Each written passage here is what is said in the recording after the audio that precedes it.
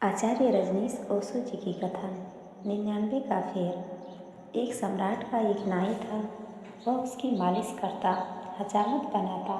सम्राट बड़ा हैरान होता था कि वह हमेशा प्रसन्न, बड़ा आनंदित, बड़ा मस्त। उसको 1 रुपया रोज मिलता था।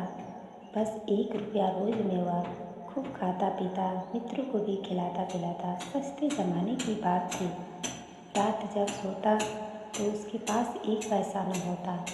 वह निश्चित सोता, सुबह 1 रुपया फिर उसे मिल जाता मालिश करके। वह बड़ा खुश था, इतना खुश था कि सम्राट को उससे ईर्ष्या होने लगी। सम्राट भी इतना खुश नहीं था। खुशी कहाँ, उदासी और चिंताओं के बोझ और पहाड़ उसके सिर पर थे। उसने पूछा नाई से कि तेरी प्रसन्नता का राज क्या है। उसने कहा, मैं तो कुछ जानता नहीं, मैं कोई बड़ा बुद्धिमान नहीं, लेकिन जैसे आप मुझे प्रसन्न देखकर चकित होते हो, मैं आपको देखकर चकित होता हूँ कि आपके दुखी होने का कारण क्या है।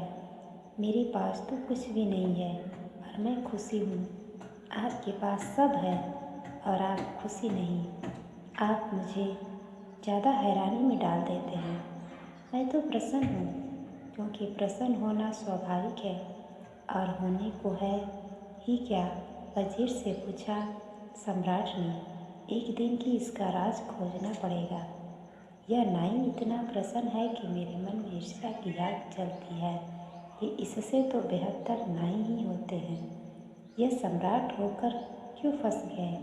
न रात दिन आती, न दिन चैन है और रोज चिंताएं बढ़ती ही चली जाती है। खड़ता तो दूर, एक समस्या हल करो 10 खड़ी हो जाती है, तो नाई ही हो जाते। वजीर ने कहा, आप घबराएं मत, मैं उस नाई को दुरुस्त किए देता हूँ। वजीर तो गणित में कुशल था। सम्राट ने कहा, क्या करोगे। उसने कहा, कुछ नहीं, आप 1 2 4 दिन में देखेंगे। वह 99 रुपये एक थैली में रख कर रात नाई के घर में फेंक आया। जब सुबह नाई उठा तो उसने 99 गिने।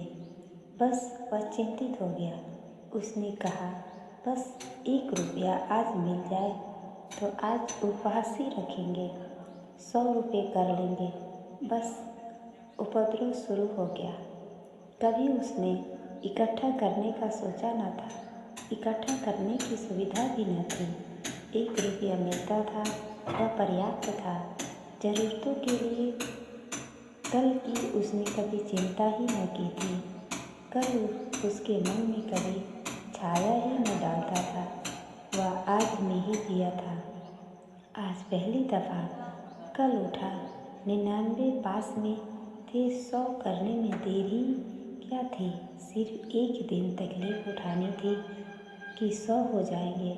उसने दूसरे दिन उपवास कर दिया, लेकिन जब दूसरे दिन वह आया सम्राट के पैर दबाने, तो वह मस्ती न थी, उदास था, चिंता में पड़ा था। कोई गणित चल रहा था। सम्राट ने पूछा, आज बड़े चिंतित मालूम होते हो, मामला क्या है। उसने कहा, नहीं हुजूर, कुछ भी नहीं, कुछ भी नहीं, सब ठीक है। मगर आज बात में वह सुगंध न थी जो सदा होती थी। सब ठीक है, ऐसे कह रहा था जैसे सभी कहते हैं, सब ठीक है।